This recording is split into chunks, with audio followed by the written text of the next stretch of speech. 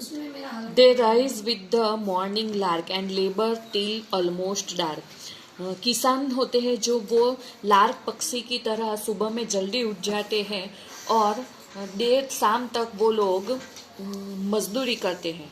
Then folding there sheep, यानी वो अपनी जो भेड़ बकरियां वो लोग जो पालते हैं, शीप यानी भेड़, तो जो खेडूत लोग यानी किसान लोग जो है वो अपने भेड़ को बंद करके जहाँ पे भेड़ रहते हैं उस जगह पे वो भेड़ों को बंद कर देते हैं और उसके बाद सोने की जल्दी करते हैं क्योंकि उन्हें सुबह में जल्दी उठना रहता है। Next morning is ringing with birds that are singing, और सुबह में जब दूसरे दिन सुबह में जब पक्षी पेड़ों पे बैठ के कलरव करने लगते हैं यानी अपना गीत गाने लगते हैं, तब ये खेडूत यानी किसान जो है वो फिर से उठ जाते हैं।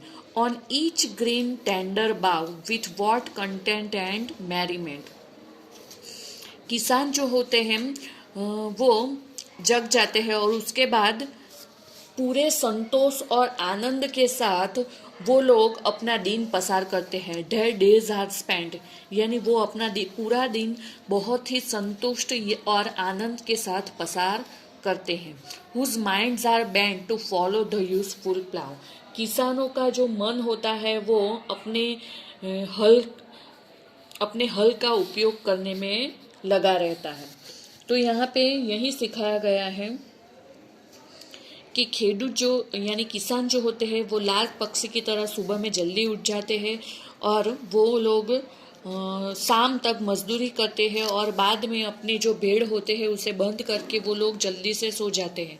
फिर दूसरे दिन सुबह में वो पक्षियों के साथ फिर से जग जाते हैं। पक्षी कहाँ पे बैठे हुए हैं तो कि ऑन ईच ग्रीन टेंडर बाव, यानी कि हरी और कोमल डालियों पे, वृक्ष की हरी और कोमल डालियों पे बैठकर पक्षी जब गीत गाते हैं तब वो लोग फिर से जाग जाते हैं और अब वो लोग अपना दिन बहुत ही संतुष्ट और आनंद से पसार करते हैं और वो लोग मेहनत करने में फिर से जुड़ जाते हैं। तो यहाँ पे हमारी पोएम ये समाप्त होती है।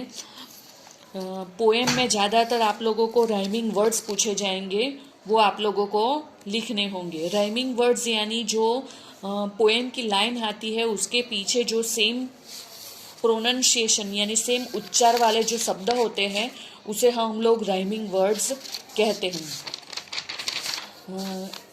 ये सेकंड टेस्ट में आप लोगों को दूसरी और तीसरी पोएम तैयार करनी है। दूसरी पोएम में ज़्यादातर राइमिंग वर्ड्स नहीं है, सिर्फ पहले स्टैंजा में स्वीट और हीट है और सेकंड स्टैंजा में लार्क डार्क है।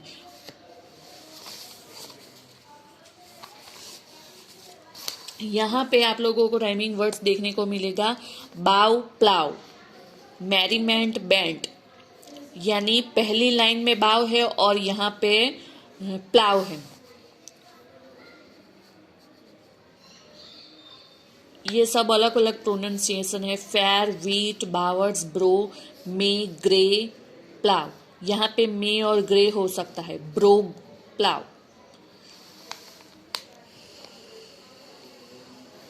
बाव और प्लाव, तो ये राइमिंग वर्ड्स हैं। यहाँ पे आप लोगों को एक्सरसाइज लिखनी है। एक्सरसाइज में आप लोगों को खास करके answer the questions in brief लिखना है, क्योंकि अगर आप लोग यहाँ पे आंसर को ठीक तरह से समझ पाओगे तो एग्जाम में कोई भी स्टांजा आप लोगों को पूछा जाएगा, आप लोग अच्छी तरह से आंसर लिख सकोगे।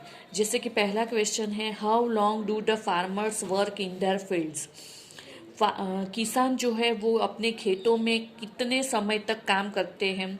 तो the farmers work from early morning to evening in their fields, किसान जो है वो जल्दी सुबह में उठकर देर शाम तक वो लोग अपने खेतों में काम करते हैं। दूसरा प्रश्न है, how does poet describe the country life in the poem, कवि ने किस तरह से ग्राम्य जीवन को इस कविता में दर्शाया है। तो अकॉर्डिंग टू द पोएट यानी कवि के मत के अनुसार कंट्री लाइफ इज स्वीट, ग्राम्य जीवन सुंदर है। It is neither too hot nor too cold, यहाँ पे ज़्यादा गर्मी भी नहीं है और ठंडी भी नहीं है।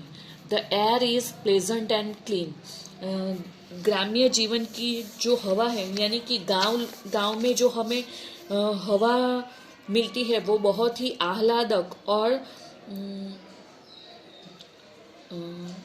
क्लीन,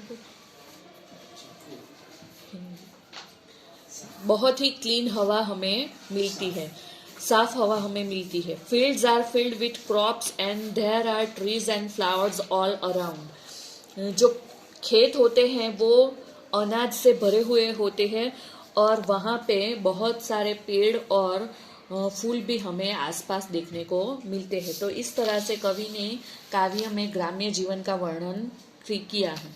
तीसरा क्वेश्चन है, what makes the morning pleasant for the farmers. किसानों के लिए कौन सुबह को बहुत ही प्लेजेंट बना देता है। तो the sweet singing of the birds in the trees makes the morning pleasant for the farmers.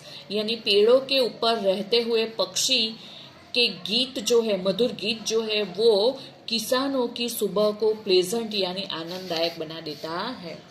तो ये खास करके आप लोगों को प्रश्न पढ़ने हैं, उसके बाद आप लोगों को एक्सरसाइज भी लिखनी है और एग्जाम में उसके क्वेश्चन पूछे जाएंगे, उसके आंसर भी लिखने हैं।